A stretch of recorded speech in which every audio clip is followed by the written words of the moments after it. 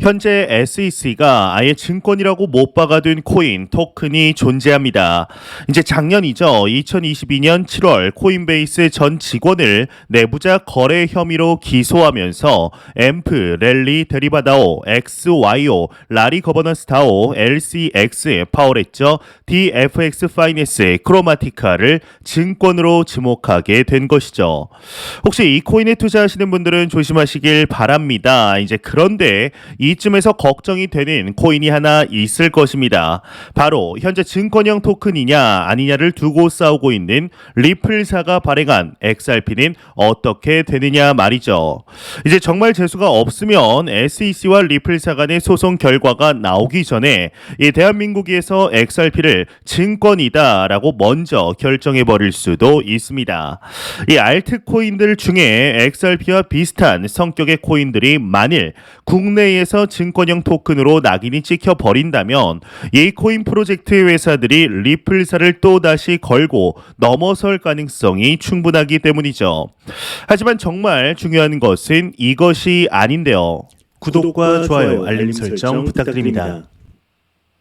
안녕하십니까. 암호화폐 정보를 전달해 드리는 닥터 비트맨입니다. 네, 평일의 절반, 수요일도 슬슬 마무리되고 있습니다. 어떻게 오늘 하루 잘 보내셨나요? 이제 정말 얼마 남지 않은 FOMC 다가오는 새벽 4시 금리 발표가 나게 되는데요. 이제 이로 인한 탓일까요? 이 폭풍 전야와 같은 시간들이 반복이 되고 있습니다. 과연 우리의 바람대로 높게 상승하는 모습을 볼 수 있을까요? 일단은 코인 마켓캡에서 메이저 탑10 코인들 먼저 한번 살펴보도록 하겠습니다. 네, 일단 시가총액 1위의 비트코인의 경우는 전날 대비 0.59% 상승한 23,091달러대를 나타내고 있습니다. 이더리움의 경우도 거의 차이가 없습니다. 0.04% 상승한 1,576달러대를 나타내고 있으며 6위의 XRP는 1.72% 상승한 0.40달러대를 나타내고 있는데요. 네, 비트코인의 더미넌스, 이더리움의 더미넌스 각각 살펴보게 되면 42.5%, 18.4%를 나타내고 있습니다. 그렇다면 과연 선물 투자자분들은 현재 포지션 어떻게 나누고 있는지 롱숏 비율 한번 확인해 보도록 하겠습니다.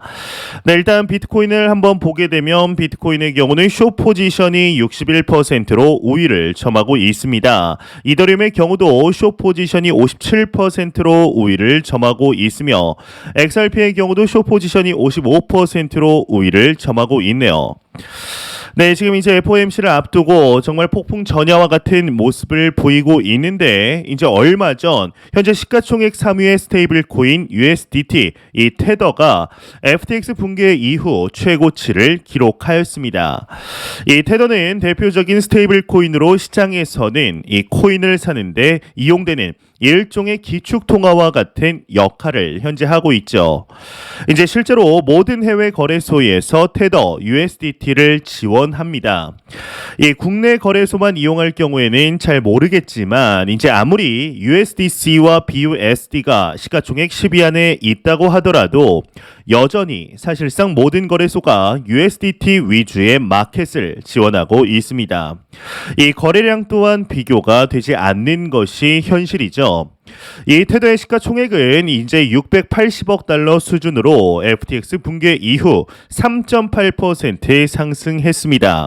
통상 테더의 공급량 증가는 이 암호화폐로 유입될 자금이라는 인식 때문에 시장에서는 이 긍정적인 지표로 해석되고 있는데 최근에 이 NYDIG 뉴욕 디지털 인베스트 그룹의 경우는 이 테더의 성장세에 더해서 2019년 암호화폐 강세장이 시작되었던 당시와 비슷하다라는 해석을 내놓게 됩니다. 이제 결국 매크로보다는 암호화폐 자체적인 움직임으로 상승 추세를 만들어내는 것이 중요한 시기로 넘어가고 있다라고 할 수 있는 것이죠. 2021년 강한 상승 추세를 보였던 이더리움은 이제 POS로의 전환과 상하이 업그레이드를 앞두고 있는 시점에서 기대에 미치지 못하는 모습을 보여주고 있습니다. 이 비트코인이 하락장에서는 전체적인 코인 마켓의 흐름을 하드캐리하는 경향이 있지만 이제는 이더리움도 충분히 크립토의 대 개장자리를 위협하는 수준으로 성장했기 때문이죠. 더군다나 이더리움이 2021년 여름부터 소각 알고리즘, 즉 역대급 업그레이드 중 하나라고 불리우는 이 런던 하드포크를 성공적으로 진행시켰고, 결론적으로 공급량이 감소하는 디플레이션 현상을 재현하고 있음에도 가격이 기대에 미치지 못하는 것이 사실입니다. 하지만 이더리움은 이더 자체보다 그 안에서 돌아가는 생태계의 성장을 더욱 눈여겨보아야 하는데요. 특히나 이더리움 블록체인 안에서 발행된 NFT의 거래량이 늘고 있습니다. 이더리움 이외에 블록체인을 이용하던 프로젝트들이 속속 이더리움으로 아예 메인넷을 옮기는 일이 일어나고 있기 때문에 잠재 성장률은 여전히 크다라는 점을 기대할 수 있죠. 이제 더구나 이더리움은 기관이나 대규모 자금을 들고 있는 고액 투자자들에게 여전히 매력적인 코인입니다. 투자 자문회사 이 드비어 그룹에 따르면 2022년 크립토 윈터를 겪었음에도 고액 자산가들의 암호화폐 투자에 대한 관심이 늘고 있는 것으로 드러났습니다. 이 투자 가능 자산이 100만에서 500만 파운드, 한화 15억에서 76억 원에 달하는 고액 자산가 고객의 무려 82%가 2022년 암호화폐 관련 투자 자문을 한 것으로 나타났다고 하는데요. 고액 자산가들은 높은 수익률보다는 이제 안정적인 투자를 원하는 경향이 있습니다. 이들이 대부분 채권을 포트폴리오로 가지고 있는 이유도 거기에 있는데, 이러한 관점에서 보면 코인에 투자할 때 알트보다는 대부분의 비중을 이 비트코인과 이더리움으로 갖출 가능성이 높습니다. 2021년 기관 자금의 유입으로 코인 마켓이 엄청난 펌핑이 일어났던 것을 여러분들도 기억하실 것입니다. 이제는 고액 자산가들도 보수적인 투자뿐만 아니라 이 공격적인 투자에 자금의 일부를 배분할 것으로 보이는데, 이제 코인은 시간이 지날수록 계속해서 수요가 늘고 있습니다. 리스크가 크지만 높은 투자 수익률을 기대할 수 있는 투자 상품으로 점차 각인되고 있는 것이죠. 이제 참 우리는 작년 2022년도를 생각해보면 우리 암호화폐 투자자들에게는 악몽과도 같던 해였습니다. 2022년이 시작되고 한 달 뒤인 2월 러시아의 우크라이나 침공으로 인해 전쟁이 시작이 되었죠. 이로 인한 1차 폭락, 이로부터 3개월 뒤 메이저 코인 중 하나였던 루나, 테라가 무너지면서 2차 폭락이 이루어졌습니다. 이로부터 2개월 뒤인 2022년 7월경 루나 파산의 여파로 스리에로 캐피탈 등 관련 회사들의 도미노 붕괴로 3차 폭락. 좀 잠잠하나 싶더니 11월 뜬금없이 세계 3위 거래소라고 하던 FTX 거래소의 몰락으로 인한 4차 폭락. 이후 바이낸스 퍼드, 후오비 글로벌, 넥소 거래소 등등 상당히 많은 문제들이 크립토 마켓의 폭락을 야기시켰습니다.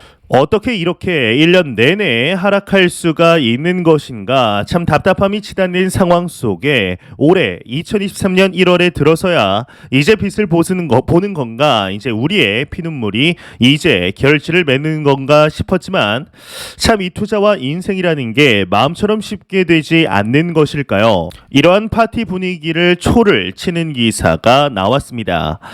이제 얼마 전 우리나라 대한민국의 금융위원회에서 하나의 기사가 나오게 되었는데, 바로 이 증권형 토큰에 대해서 다음 달 중 가이드라인을 만들겠다라는 발표를 하겠다라는 소식이 나오게 된 것이죠. 이제 이 기사가 1월 19일 날 나왔는데 2월 달이 막 시작한 2월 1일 오늘이죠. 새로운 내용이 나오게 됩니다. 이 증권형 토큰 가이드라인이면 좋은 거 아니냐라고 생각하실 수 있습니다. 일단 그건 한번 기사 보고 판단하셨으면 좋겠습니다. 네, 화면 넘어가서 내용 보도록 하겠습니다.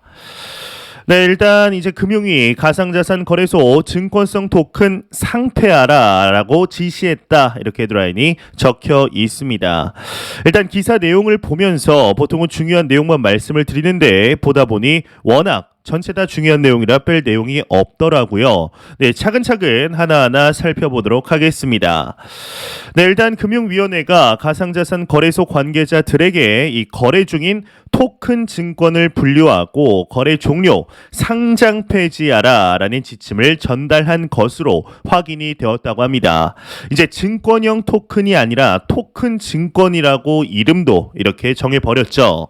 네, 발행 형태와 무관하게 증권의 성격을 가진 가상 자산들은 이제 증권형 토큰이 아닌 토큰 증권이라는 취지에서인데, 이제 이 같은 지침이 실현이 되면 기존 가상자산 거래소에 상장 거래 중이던 토큰 중 상당수가 상장 폐지되거나 증권사 쪽으로 이전될 가능성이 높다라고 합니다.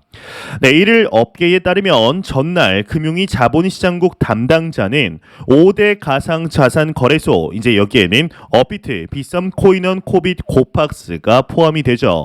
이 거래소들의 관계자 및 디지털 자산 거래소 공동협의체인 닥사 관계자와 회동을 가지고 증권성을 띈 가상자산 처분을 논의했다고 하는데요. 네, 논의 과정에서 금융위는 발행 형태와 관계없이 이 증권의 성격을 띠면 증권이다라는 입장을 전달하게 됩니다. 이 증권은 거래 라이선스가 있는 사업자만 취급이 가능한데, 이 가상자산 거래소는 증권 성격의 가상자산을 취급할 수 없다라고 선을 그은 것이죠. 이제 나아가 금융위는 현재 가상자산 거래소에서 거래 중인 토큰 증권을 분류해 거래 종료하라는 지시를 내리게 되었습니다. 이 거래 종료 시 종료 절차 등은 닥사 차원에서 일관성 있게 진행하고, 이 투자자 보호 및 시장 충격 최소화 방안을 금융위와 협의토록 한 것인데요. 이제 더불어 증권성을 띤 토큰 구분은 가상자산 거래소의 몫으로 남겼다고 합니다. 다시 말씀드립니다. 이제 증권성을 띤 토큰 구분은 가상자산 거래소의 몫으로 남겼습니다.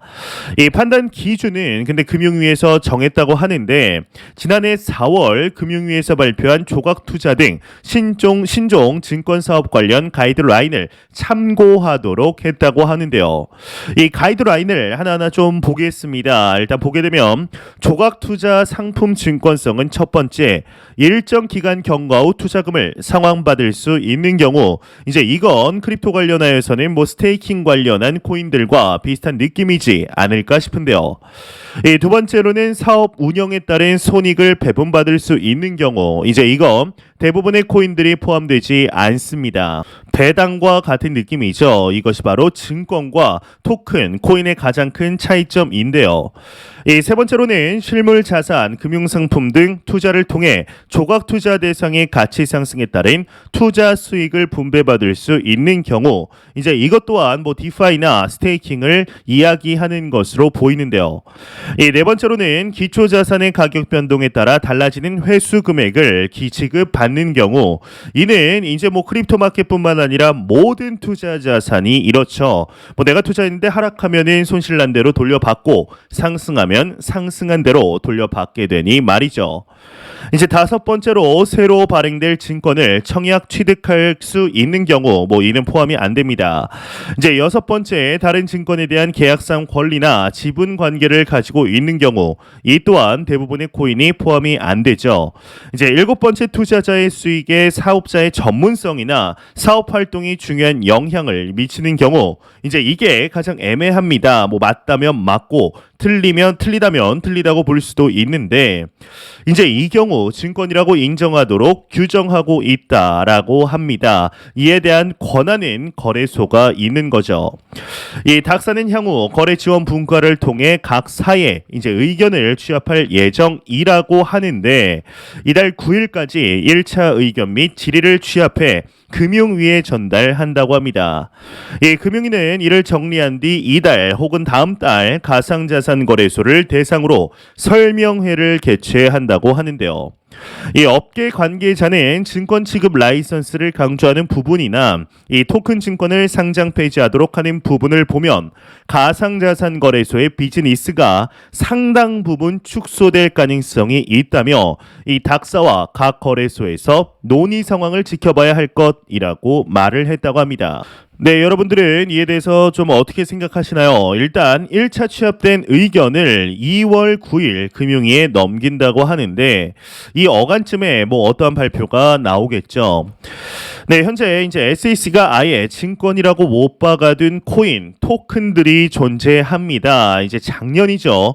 2022년 7월 코인베이스 전 직원을 내부자 거래 혐의로 기소하면서 앰프, 랠리 데리바 다오, XYO, 라리 거버넌스 다오, LCX, 파워레저, DFX 파이낸스, 크로마티카를 증권으로 지목하게 된 것입니다. 혹시나 이 코인에 투자를 하시는 분들은 조심하시길 바랍니다. 그런데 이쯤에서 걱정되는 것이 있을 것입니다. 바로 현재 증권형 토큰이냐 아니냐를 두고 싸우고 있는 이 리플사가 발행한 XRP는 어떻게 되느냐 말이죠. 현재 대한민국 금융위가 하는 일들을 보게 되면 미국보다 오히려 크립토 마켓에 대한 규제의 불확실성을 정하기 위해 움직이고 있습니다. 이 미국과는 상관없이 기사를 보면 아시겠지만 본인들이 만들어 놓은 증권형 규제를 가이드라인을 중심으로 거래소에서 증권형 토큰을 골라라라고 압박을 한 것이죠. 이제 정말 우리가 재수가 없다면 SEC와 리플사 간의 소송 결과가 나오기 전에 이 대한민국에서 XRP를 증권이라고 먼저 결정해 버릴 수도 있습니다.